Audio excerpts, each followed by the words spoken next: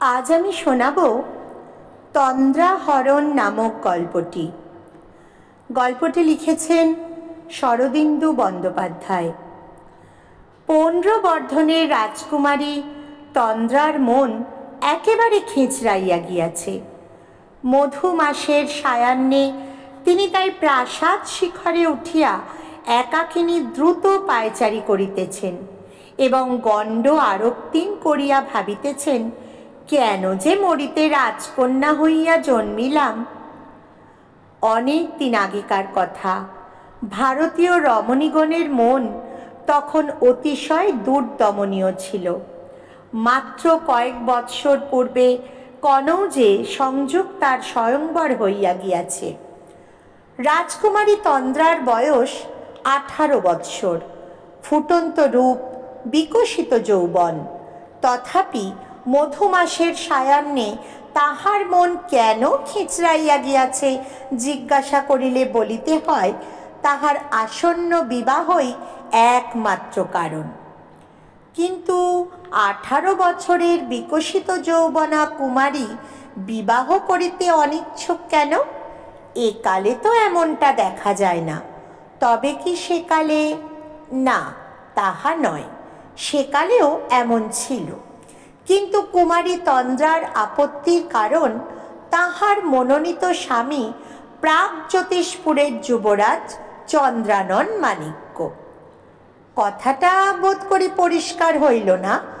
আসল কথা, বর বাঙাল। যতদিন এই বিবাহ রাজা ও মন্ত্রিমণ্ডলীর গবেষণার বিষয়ীভূত ছিল, ততদিন কুমারী তন্দ্রা গ্রাহ্য করেন নাই। কিন্তু হঠাৎ শিরে সংক্রান্তি আসিয়া পড়িয়াছে। যুবরাজ চন্দ্রানন বিবাহ করিবার জন্য দৃঢ় প্রতিজ্ঞ হইয়া সৈন্য সামন্ত সমবিহারে রাজধানীতে ডেরা ডান্ডা ফেলিয়াছেন। গোড়া হইতেই তন্দ্রার মন বাকিয়া বসিয়াছে। তবু তিনি গোপনে প্রিয় সখী নন্দাকে পাঠাইয়াছিলেন চন্দ্রানন মাণিক্য লোকটি কেমন দেখিবার জন্য। নন্দা আসিয়া সংবাদ দিয়াছে, যুবরাজ দেখিতে শুনিতে ভালো, চালচলনও অতি চমৎকার, কিন্তু তাহার ভাষা একেবারে অশ্রাব্য। ঈশে এবং কচু এই দুইটি শব্দের বহুল প্রয়োগ সহযোগে তিনি যাহা বলেন তাহা কাহারও বোধগম্য হয় না। শুনিয়া কুমারী তন্দ্রা একেবারে আগুন হইয়া গিয়াছেন। এ কি অত্যাচার! তিনি রাজকুমারী বলিয়া কি তাহার এতটুকু স্বাধীনতা নাই? হোক সে প্রাগজ্যোতিষপুরের যুবরাজ, তবু বাঙাল তো। দেশে কি আর রাজপুত্র ছিল না? আর রাজপুত্র ছাড়া রাজকুমারী বিবাহ করিতে পারিবেন না, এই বা কেমন কথা? কুমারী তন্দ্রা রাজসভায় নিজ অনিচ্ছা জানাইয়া তীব্র লিপি লিখিয়াছিলেন। উত্তরে মন্ত্রীগণ কর্তৃক পরামর্শিত হইয়া রাজা কন্যাকে সংবাদ দিয়াছেন যে চন্দ্রানন মহাবীর পুরুষ, উপরন্তু বহু সৈন্য সামন্ত লইয়া আসিয়াছেন। এক্ষেত্রে বিবাহে অস্বীকৃত হইলে নিশ্চয় কন্যাকে হরণ করিয়া লইয়া যাইবেন। প্রাগজ্যোতিষপুরের গো অতি ভয়ানক বস্তু, সুতরাং বিবাহ করাল বুদ্ধিমানের কাজ। তদবধি ক্রোধে অভিমানে তন্দ্রার চোখে তন্দ্রা নাই। তাই মধু সায়াহ্নে একাকী প্রাসাদ শীর্ষে দ্রুত পায়চারি করিতে করিতে গণ্ড আরক্তিম করিয়া তিনি ভাবিতেছেন, কেন মরিতে রাজকন্যা হইয়া জন্মিলাম। সহসা একটি তীর হাউইয়ের মতো প্রাসাদ পার্শ্ব হইতে উঠিয়া আসিয়া তন্দ্রার পদপ্রান্তে পড়িল। বিস্মিত তন্দ্রা চারিদিকে চাহিলেন। রাজপ্রাসাদ শীর্ষে কোন ধৃষ্ট তীর নিক্ষেপ করিল? তন্দ্রা ছাদের কিনারায় গিয়া নিম্নে উঁকি মারিলেন। ঠিক নিচেই জলপূর্ণ পরীক্ষা প্রাসাদ বেষ্টন করিয়া রহিয়াছে। পরীক্ষার পরপারে একটি উষ্ণীষধারী যুবক ঊর্ধ্বমুখ হইয়া গুম্ফে তা দিতেছে। তন্দ্রাকে দেখিতে পাইয়া সে হাত তুলিয়া ইঙ্গিত করিল। চতুস্তল প্রাসাদের শিখর হইতে যুবকের মুখাবয়ব ভালো দেখা গেল না, তবু সে যে বলিষ্ঠ ও কান্তিমান তাহা সহজেই অনুমান করা যায়। তন্দ্রা বিস্ময়াপন্ন হইয়া ফিরিয়া আসিয়া তীরটি তুলিয়া লইলেন। দেখিলেন তীরের গায়ে একটি লিপি জড়ানো রহিয়াছে। লিপি খুলিয়া তন্দ্রা পড়িলেন, ছলনাময়ী নন্দা, আর কতদিন দূর হইতে দেখিয়া অতৃপ্ত থাকিব? তুমি যদি আমাকে ভালোবাসো তবে আমার মনস্কাম সিদ্ধ করো। আমার মন আর বিলম্ব সহিতেছে না। যদি আমাকে বঞ্চনা করো নিজেই পরিতাপ করিবে। পরদেশী বন্ধু কতদিন থাকে? সদয়া হও, তুমি যাহা বলিবে তাহাই করিব। একবার সাক্ষাৎ হয় না? তোমার অনুগত বন্ধু। লিপি পড়িয়া কুমারী তন্দ্রা স্থির হইয়া বসিয়া রহিলেন। মনে পড়িল ইদানিং প্রিয় সখী নন্দা যখন তখন ছল ছুতা করিয়া ছাদে আসে। এই তাহার অর্থ ওই কমকান্তি বিদেশী নন্দাকে দেখিয়া মজিয়াছে। নন্দাও নিশ্চয় তাহার প্রতি আসক্ত। দুইজনে কাছাকাছি হয় নাই, দূর হইতেই প্রণয়, তীরের মুখে প্রেম। সহসা তন্দ্রার দুই নয়নে বিদ্যুৎ খেলিয়া গেল। তিনি সন্তর্পণে উঠিয়া গিয়া আবার উঁকি মারিলেন। ধৈর্যশীল যুবক তখনও ঊর্ধ্বমুখে দাঁড়াইয়া গুম্ফে তা দিতেছে। কবরী হইতে কাজল লতা লইয়া চুলের কাঁটা দিয়া তন্দ্রা লিপি লিখিলেন। হাত কাঁপিতে লাগিল। লিপি শেষ হইলে তীরের গায়ে জড়াইয়া পরিখার পরপারে ফেলিয়া দিলেন। নিরুদ্ধ নিঃশ্বাসে দেখিলেন যুবক সাগ্রহে তীর তুলিয়া লইল। নন্দা ছাদে আসিয়া তন্দ্রাকে দেখিয়া অবাক হইয়া গেল। বলিল, প্রিয় সখী, তুমি এখানে? তন্দ্রা তপ্ত মুখে আকাশের পানে চাহিয়া রহিলেন। নন্দা ছাদের এদিক ওদিক সতর্ক দৃষ্টি নিক্ষেপ করিল।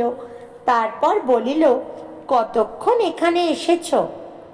তন্দ্রা আর আত্মসম্বরণ করিতে পারিলেন না। ঝরঝর করিয়া কাঁদিয়া ফেলিলেন। নন্দা, আমার ভাগ্যে কি আছে জানি না। হয়তো কাল সকালে উঠে আর আমায় দেখতে পাবি না। সখী, তোর কাছে যদি কখনো অপরাধী হই, ক্ষমা করিস। নন্দা রাজকুমারীকে জড়াইয়া ধরিয়া অনেকক্ষণ তাহার অশ্রুসিক্ত মুখের পানে চাহিয়া রহিল। তারপর ধীরে ধীরে বলিল, ছি সখী, ও কথা বলতে নেই, চলো নিচে চলো। কাজললতা যে পড়ে রইল। আচ্ছা, আমি নিচ্ছি। চুলের কাঁটাও খসে পড়েছে দেখছি। সখী, উতলা হইও না। তোমার ভাগ্য দেবতা তোমায় নিয়ে হয়তো বা একটু পরিহাস করছেন। দেবতার পরিহাসে কাতর হলে কি চলে?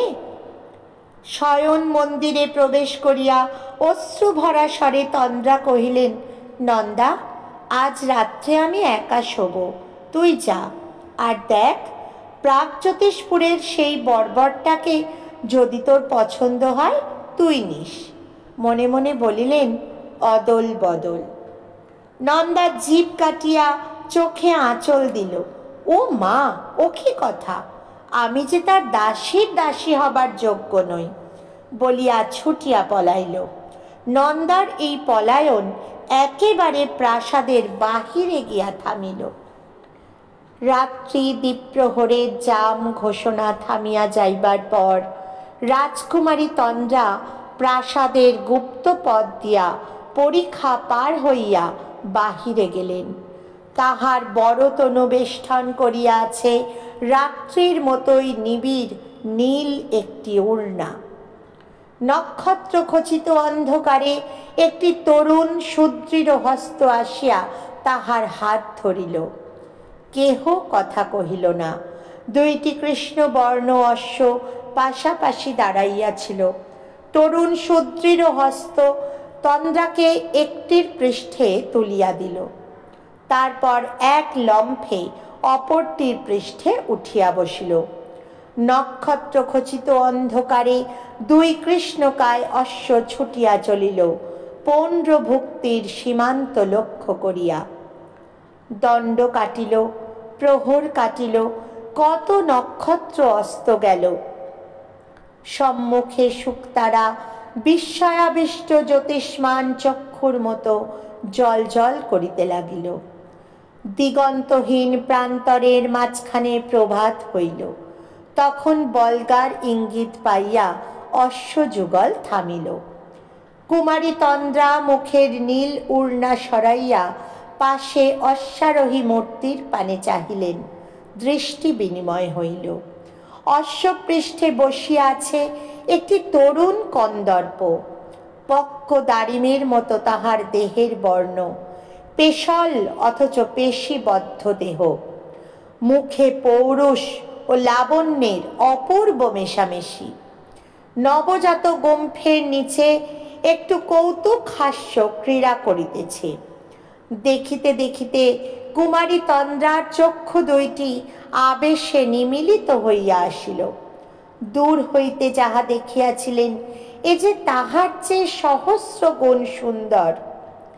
সহসা অনুতাপে তন্দ্রার হৃদয় বিদ্ধ হইল। তিনি লজ্জা বিজড়িত কণ্ঠে বলিলেন, আর্যপুত্র, আমার ছলনা ক্ষমা করো, আমি নন্দা নই, আমি তন্দ্রা। তরুণ কন্দর্প হাসিলেন। গুম্ফে ঈষৎ তা দিয়া সুমধুর কণ্ঠে বলিলেন, ইসে সেডা না যাই নাই কি চুরি কইরা আনছি? রাজকুমারী, তুমি বড়ই চতুরা, কিন্তু আমার চৈক্ষে যদি ধুলাই দিতে পারবা তো তোমারে বিয়া করতে আইলাম কিসের লাইগা? তন্দ্রা চমকিত হইলেন।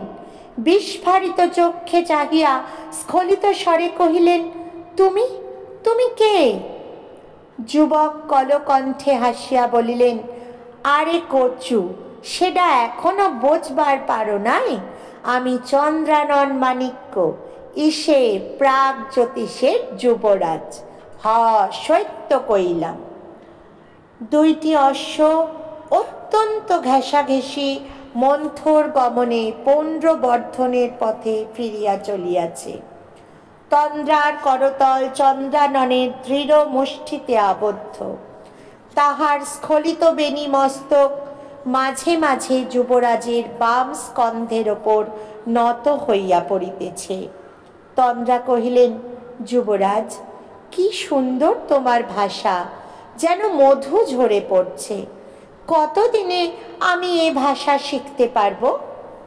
চন্দ্রানন তন্দ্রার মণিবন্ধে একটি আনন্দ গদগদ চুম্বন করিয়া বলিলেন, ইসে আগে বিয়া তো করি, তারপর 1 মাসের মধ্যে তোমারে শিখাইয়া ছাড়মু। তোমাগোর ও কচুর ভাষা 1 মাসে ভুইলা যাইতে পারবা না? সুখাবিষ্ট কণ্ঠে তন্দ্রা বলিলেন, পারমু।